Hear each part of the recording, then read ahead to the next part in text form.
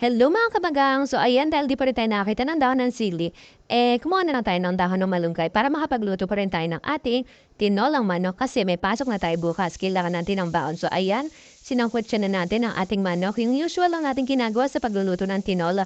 At ang inilagay ko nga pala dyan ay mga kumukulong tubig na para mabilis siyang kumulo.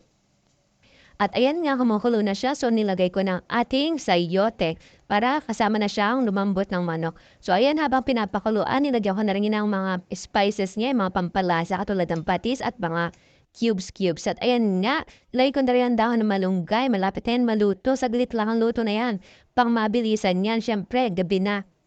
At may pupuntahan pa tayo kaya kailangan nating magmadali. So ayan mga kabagang, nakaluto na ako at kailangan kong lumabas dahil lalagyan natin ang ating bus card dahil wala na siyang laman kasi gagamitin ko yung bus card tuwing Friday.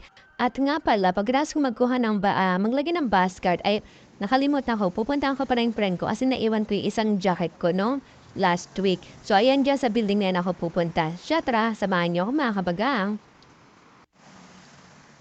At ayan nga, nakuha na natin ang ating kailangan sa ating kaibigan. So, kailangan ko nang umuwi kasi may pasok na bukas. So, maggagabi na.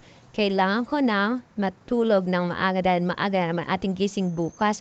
So, ganyan lang naman ang buhay ko dito. Pag pahinga, syempre, pahinga talaga, lalo't walang part-time. At kapag wala nang gagawin, syempre, wala kang ibang nalito, wala ka na ibang gagawin kundi magpahinga, o 'di ba? So ayan, pauwi na ako mga kabagang, lakad-lakad mode na tayo. Gabi na, mag-aalas 7 na ng gabi diyan, kaya kailangan ko na umuwi para ready na tayo bukas sa ating work.